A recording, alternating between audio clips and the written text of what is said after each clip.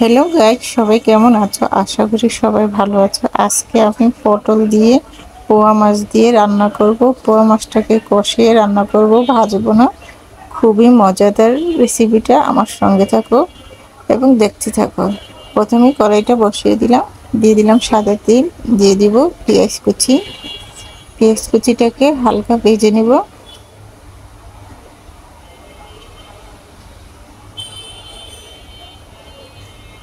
পেঁয়াজ কুচিটাকে হালকা ভেজে নিয়েছি। 1 চামচ লবণ দিয়ে দিয়েছি, আর দিয়ে দিব 1 চামচ হলুদের গুঁড়া, দিয়ে দিব 1 চামচ মরিচের গুঁড়া। সামান্য একটু পানি দিয়ে মশলাটাকে কষিয়ে নিব।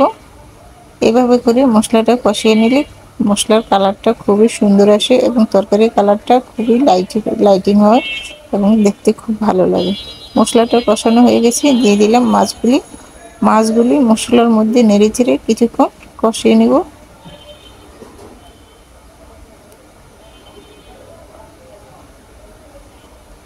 যারা ভাজা মাছ পছন্দ করে না, তারা এভাবে করে মাছ কষিয়ে রান্না করে খেতে পারে। 5 মিনিট ঢেকে রান্না করেছি মাছগুলি। 5 মিনিট পরে ঢাকনাটা তুলে মাছগুলি আরেকটা পাত্রেতে তুলে নিব। মাছটা কষানো হয়ে গেছে।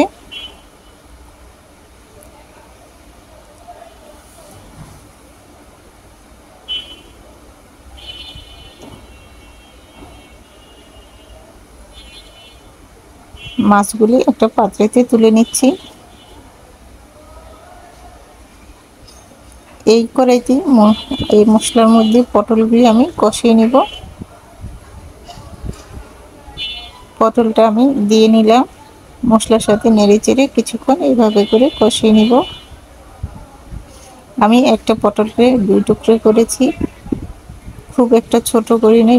পটল যেহেতু নরম সবজি, সেজন্য বেশি একটা সময় লাগবে না, ঝটপট করে রান্নাটা হয়ে যাবে। 5 মিনিট ঢেকে রান্না করব।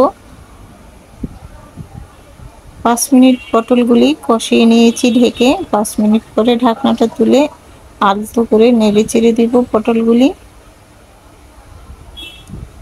পটলটা আমার কষানো হয়ে গেছে, এখন দিয়ে দিব কষানো মাছগুলি একসঙ্গে পটলের সাথে।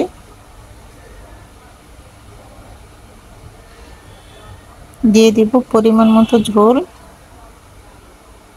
যেহেতু পটল এবং মাছটা খুব সুন্দর করে কষিয়ে নিয়েছি, খুব একটা ঝোল লাগবে না, অল্প পরিমাণে ঝোলটা ব্যবহার করব।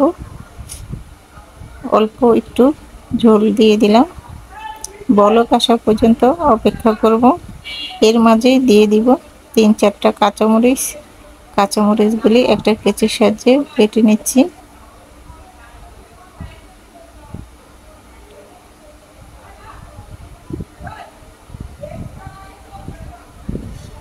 কাঁচামরিচটা দিয়ে আলতো করে একটু নেড়েচেড়ে মিশিয়ে নিব।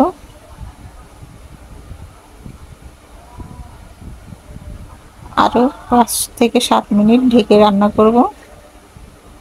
5-7 মিনিট পরে ঢাকনাটা তুলে একটু আলতো করে আবারও নেড়ে চেড়ে দিব এবং আমার এই তরকারি পটলের রেসিপিটা হয়ে গেছে। খুব একটা সময় নেবে না, ঝোলটা শুকিয়ে আসছে। এখন দিয়ে দিব ভাজা জিরার গুঁড়া, 1/4 চামচের 1 চামচ ভাজা জিরা গুঁড়া দিয়ে দিলাম। এতে ভালো একটা ফ্লেভার আসবে এবং খেতে অসাধারণ টেস্ট আসবে। জিরার গুঁড়াটা দিয়ে আলতো করে নেড়ে চেড়ে মিশিয়ে নিচ্ছি। চুলাটা অফ করে দিব, আমার রেসিপিটা হয়ে গেছে।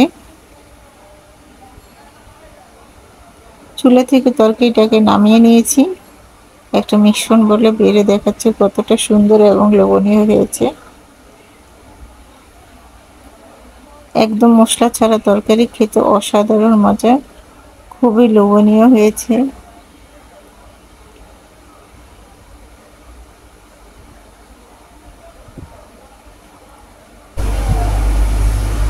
রেসিপিটা এ পর্যন্তই। রেসিপিটা যদি ভালো লেগে থাকে তাহলে আমার ইউটিউব চ্যানেলের সঙ্গে থাকবেন এবং নিত্য নতুন রেসিপিটি পাওয়ার জন্য লাইক এবং লাল বাটনটা টিপ দিয়ে দেখবেন, তাহলে নিত্য নতুন রেসিপিগুলি আপনাদের কাছে পৌঁছে যাবে।